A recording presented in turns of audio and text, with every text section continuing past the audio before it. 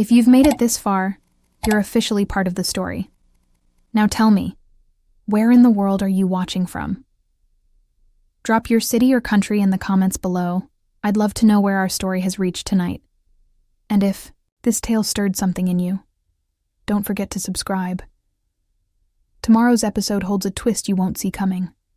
Every night, a new chapter unfolds. Same time, same place. I'll be waiting here. Will you come back to hear what happens next? Madeline Brooks had always believed she was cursed. It wasn't just the stubbed toes, broken mirrors, or the way light bulbs seemed to flicker out when she walked under them. No, her bad luck ran deeper than that, into every corner of her life. Relationships fell apart before they started. Jobs vanished days after she got hired.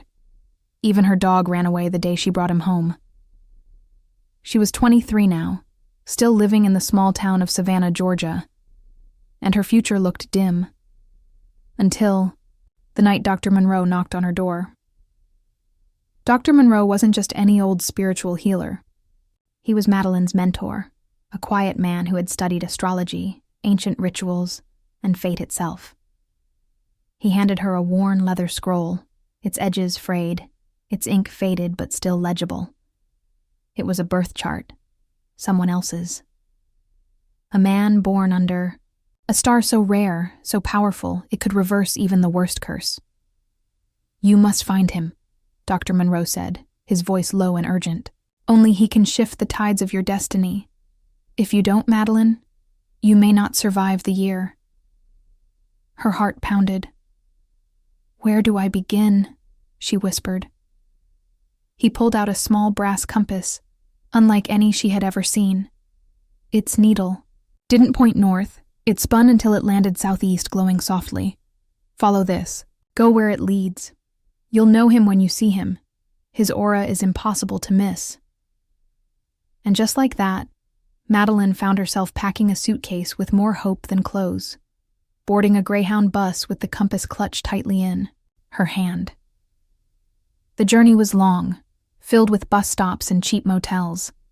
The compass pulled her west, then farther west, until she arrived in Los Angeles, a sprawling city of stars, secrets, and silver skies.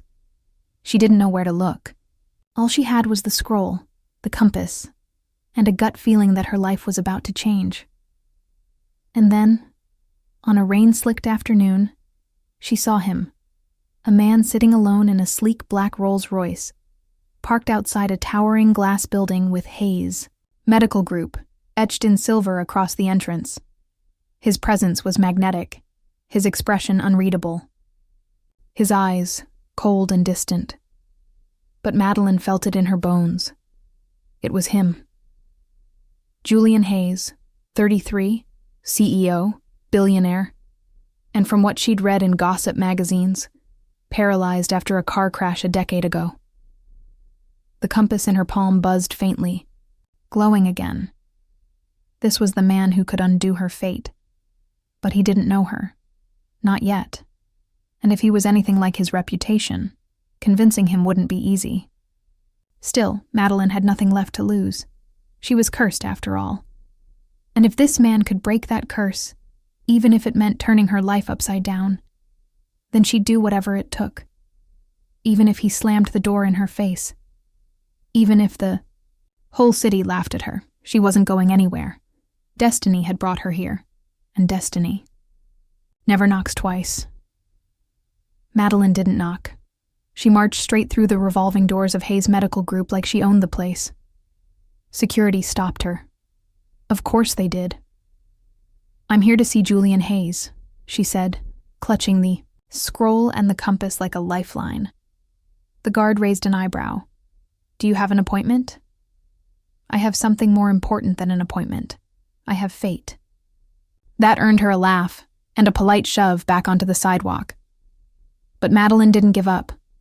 For the next 2 days, she waited outside the building. Rain, wind, smog, none of it mattered.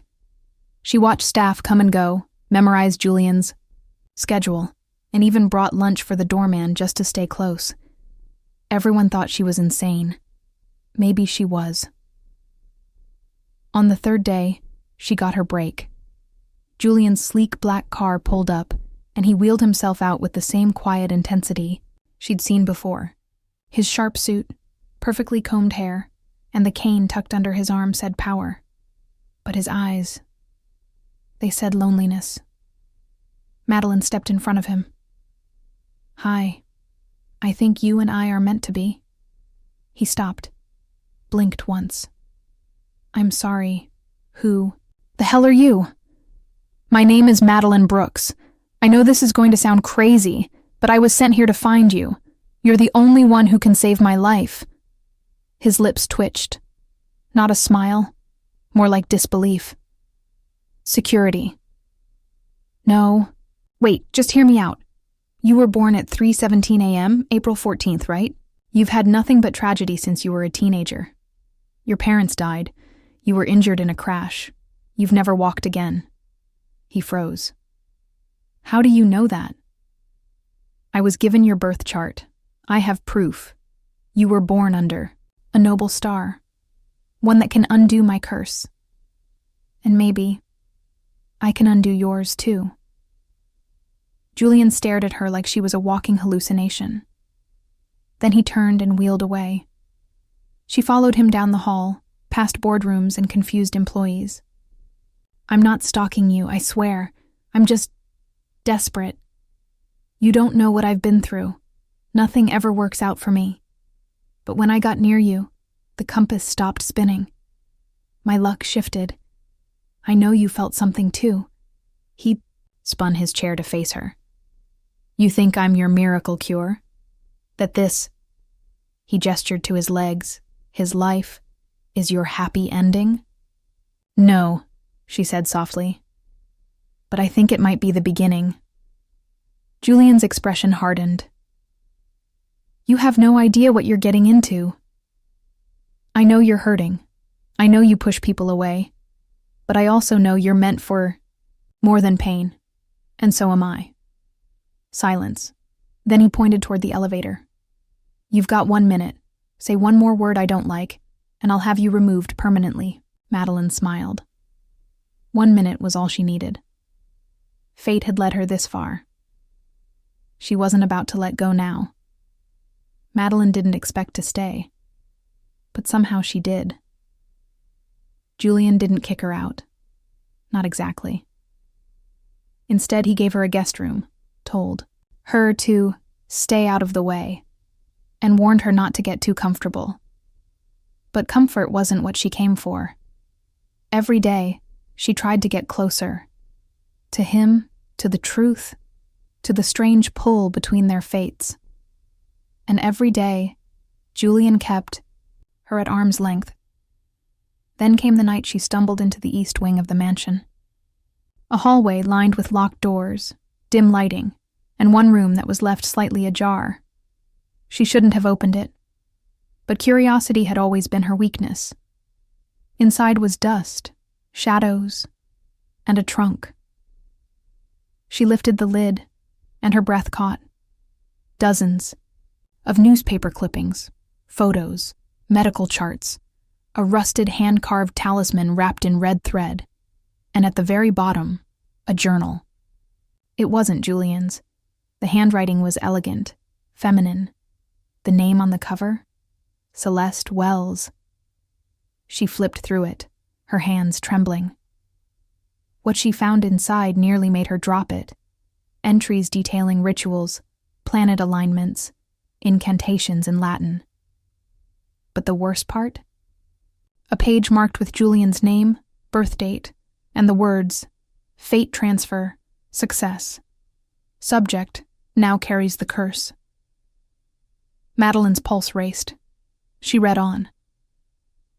It had happened when Julian was 16, right after the accident that killed his parents. Celeste, the second wife of Julian's late father, had cast a forbidden spell, a life swap. She transferred Julian's fortune, luck, and future to her own son, Brandon Wells. Julian never even knew. His parents died, his legs stopped working, and Brandon soared to the top of the corporate world. It wasn't bad luck. It was theft. Madeline clutched the talisman tight and ran. She found Julian in the study, brooding over a glass of bourbon. "You need to see this," she said, breathless. He raised an eyebrow but didn't argue. As he read the journal, his face went pale, then blank, then something darker. "Celeste did this?" he whispered. "She's the reason my legs, my parents." Madeline nodded. "She stole your fate, gave it to Brandon." Julian stood up so fast his chair rolled back and hit the wall. "Where is she now?" "She lives in the mountains outside the city, hidden estate. No one gets in without an invitation." Julian's voice dropped. "We'll make our own." Madeline reached for his hand. "Julian, wait. This isn't just about revenge. That kind of magic, it's dangerous. If we go after her, we have to do it right." He looked at her, the fight flickering behind his eyes. "She took everything from me." "I know," she whispered. "But we're going to take it back. Together." That night, neither of them slept. Plans were made, names were written down. Old wounds reopened, but something had changed. For the first time in years, Julian didn't feel powerless. And Madeline, she'd found the truth behind her curse. Now she was ready to face the woman who nearly destroyed them both. The road up to Celeste Wells's estate wasn't on any map. Twisting through the California mountains, it was hidden behind tall pine, trees, and guarded by a wrought iron gate covered in symbols Madeline didn't recognize. But Julian did. "She's fortified this place with protection spells," he said quietly. "The kind that keep outsiders out, and secrets in." They parked the car just outside the gate.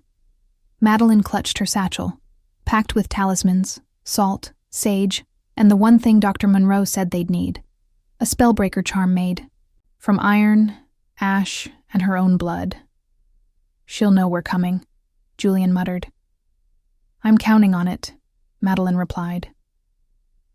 Inside the estate, Celeste was already waiting. She stood in the middle of a vast ritual chamber, candles lit, floor painted with sigils, the faint hum of ancient energy vibrating in the air. Her long gray cloak rippled as she turned to face them, calm as ever. "Well, well," she said, her voice like silk over glass. "The crippled prince and the cursed girl. What a pair." Julian didn't flinch. "You stole my life. And saved my son's," she replied without shame. "He was born weak, sick. Brandon was supposed to die before he turned 18. So you took mine instead? You had everything, wealth, health, love. Brandon had nothing. I simply balanced the scales." Madeline stepped forward, fire in her eyes. "You didn't balance anything. You corrupted fate, and you'll pay for what you did." Celeste smiled, amused. "You think you can stop me? You're just a girl playing witch." "Maybe," Madeline said, pulling out the iron charm. "But I'm not playing anymore." The room trembled. As Madeline placed the charm at the center of the circle, the candles flickered violently. Celeste's face twisted. She began chanting, low, fast, in a language neither of them understood. The walls shuddered. The ground split beneath their feet. "Julian, now!" Madeline shouted. Julian flung a pouch of salt across the sigils, disrupting the pattern. Celeste screamed as the ritual began to collapse. "You'll destroy us all," she howled. Madeline raised her voice, shouting the words Dr. Monroe had taught her. The spellbreaker charm ignited, releasing a blinding flash of light. A wind surged through the room, extinguishing every candle. The symbols on the floor burned red, then shattered like glass. Celeste fell to her knees. It was done. The life swap was broken. Julian stood still, breathless. For the first time in years, his body felt lighter. "I think it's over," he whispered. But Madeline didn't answer. She was lying on the floor, unconscious. Julian rushed to her side, heart pounding. "Madeline, hey, stay with me." Her pulse was weak, her breathing shallow. She'd used every ounce of her energy to undo what had been done. And now, she was the one who might not make it. "No," Julian muttered, cradling her in his arms. "Not after everything. You brought me back. Now it's my turn." As dawn broke over the mountains, he carried her out of that cursed place, not as a broken man, but as someone ready to fight. For her life, and for the love that had saved his. Julian had never driven so fast in his life. With one arm wrapped tightly around Madeline's fragile body, and the other on the wheel, he raced down the winding mountain road toward the city. Her head rested against his shoulder, barely moving. Her skin was cold, her breath faint. "You're not dying," he whispered through clenched teeth. "You don't get to save my life and leave me in the same breath." At the ER, doctors flooded the room, hooked her up to machines, ran every test they could, but the results were baffling. "She's perfectly healthy," one doctor said, "but it's like her spirit is asleep." Julian didn't leave her side, not when the sun rose, not when visitors came and went, not when Brandon Wells himself walked into the hospital room, silent, pale, guilt written all over his face. "I didn't know," Brandon murmured. "I never asked where my good fortune came from. Never questioned it. I was just lucky." Julian didn't answer. He couldn't. His focus was on the girl lying in that hospital bed who had burned herself out to save him. "She deserves better." "Julian," finally said. "She deserves you," Brandon replied. "And if there's anything I can do to help her now, just say the word." But Julian didn't need Brandon's help. He needed Madeline. 3 days passed, no change, until the 4th night, when a familiar voice echoed from the doorway. "I warned her this could happen," said Dr. Monroe, stepping inside. "That breaking a life swap spell comes at a cost, but she made her choice. Now it's your turn." Julian stood. "What do I have to do?" "Finish what she started. Restore her fate completely. Anchor her back to life. With yours." Julian didn't hesitate. He sat beside her, took her hand in his, and whispered every word he never had the courage to say. "You didn't just save me. You reminded me what it's like to feel, to hope, to love. So if you can hear me, Madeline, I'm here. And I'm not going anywhere." A tear slid down her cheek, and then her fingers twitched. "Julian," she whispered, her voice hoarse, eyes barely open. He exhaled a laugh that was half sob, half relief. "You came back." "I heard you," she said weakly. "Your voice pulled me home." Weeks later, Julian took his first steps in over a decade. Slow, shaky, but real. And Madeline was right there, arms out, ready to catch him if he fell. But he didn't. He walked straight into her arms. "I don't want a mansion," she whispered. "Or money, or fame." "Good," Julian said, pulling her close. "Because all I have left to give is my heart. That's all I ever wanted."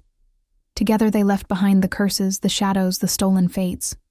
What they built next wasn't magic. It was love. Real, flawed, hard-earned love. And this time, they were writing their own destiny. If you've made it this far into the story, thank you. Truly. Madeline and Julian's journey isn't just about fate and magic. It's about fighting for love, even when everything seems stacked against you. Now, I want to hear from you. Do you believe in destiny? Have you ever felt like someone walked into your life for a reason, even when the timing was all wrong? Or maybe you've had your own version of a Julian or a Madeline, someone who turned your world upside down in the best or worst way. Drop a comment below and tell us where you're watching from and what part of this story hit you the hardest. Your thoughts, theories, and feelings help bring this story to life. And don't forget, tomorrow's episode holds a twist that even Madeline didn't see coming. So if you haven't already, subscribe and turn on notifications. You won't want to miss what's next. This isn't just a series, it's a journey. And you? You're part of it now. See you tomorrow, same time, same heartbeat.